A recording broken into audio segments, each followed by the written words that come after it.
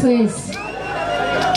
Reka dushimire Fondation Faith Enoch bashoboye gutegura ibintu ni byiza. Iyi festival ni nziza gahemu izobandanye, abashaka kuzobandanya induru nyinshi n'amashi menshi. Murakoze cyane. Ibyo byashikanye mu isabukuru bita Escal Bantu ya Cameroon n'ibindi byinshi twakoze muri Marahaba. Ibyo byampaye na Isanganiro Award. Amashibuka yocabona kuturi kumwe.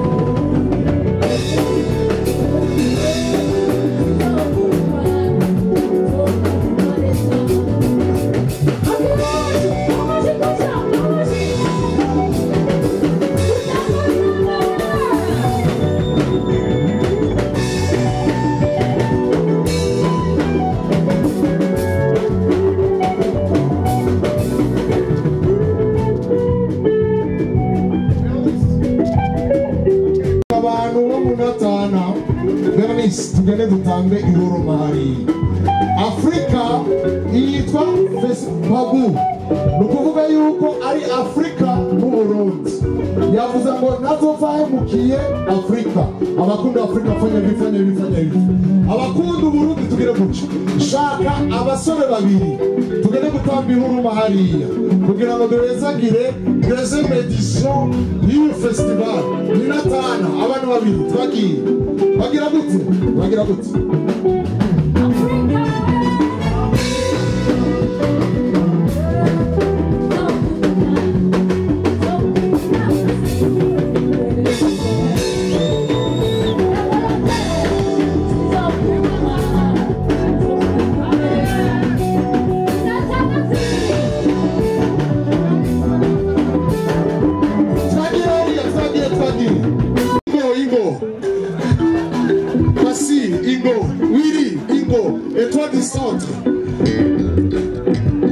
tugira dusubiza agateka Afrika, dusubiza agateka Burundi mu muco wa Kirundi wa Kinyafrika.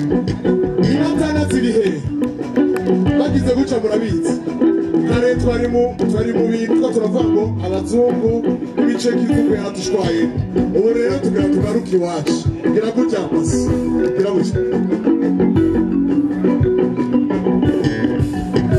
amashi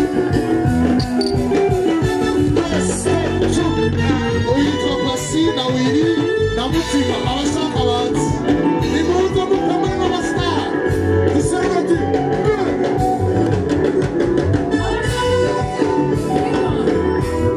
abatanga Kirundi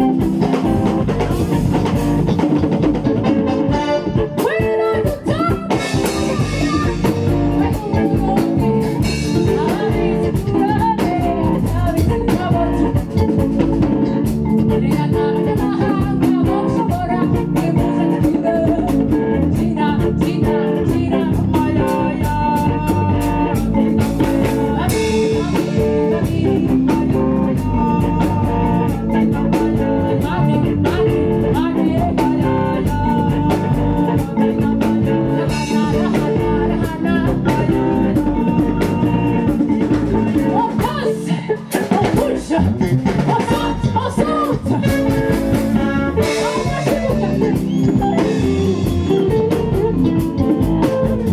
À ceux qui ne sont pas habitués, à ceux qui ne sont pas habitués, je vais vous enseigner comment on danse à Mayaya. Est-ce qu'ici, il y a des étrangers, des Congolais, il y en a ici, les Camerounais,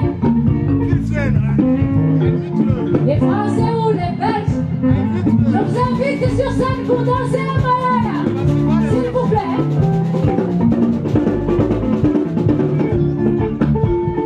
J'aimerais bien danser avec vous.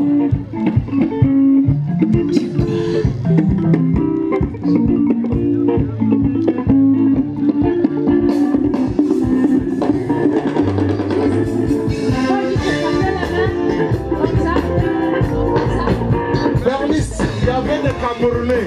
Où sont les Camerounais? Tu viens. Le Cameroun nous a appris comment on danse comme un Camerounais. Il est où? Le Camerounais, il est où? Le Sénégalais, il est où? On les a vus nous entraîner dans notre culture. On veut nous entraîner dans notre culture. C'est ça le principe. Babou, voilà. Bernice, check down, check down, check down. Check down, check down. Qu'est-ce que tu es en train de nous... Tu es en train de nous expliquer quoi? Explique. Explique comment on danse à Mayaya. Amaya, c'est quoi? C'est la danse libre du Burundi. Il suffit juste de faire comme ça et puis tu danses comme tu l'entends, comme tu le fais. C'est ça Mayaya donc.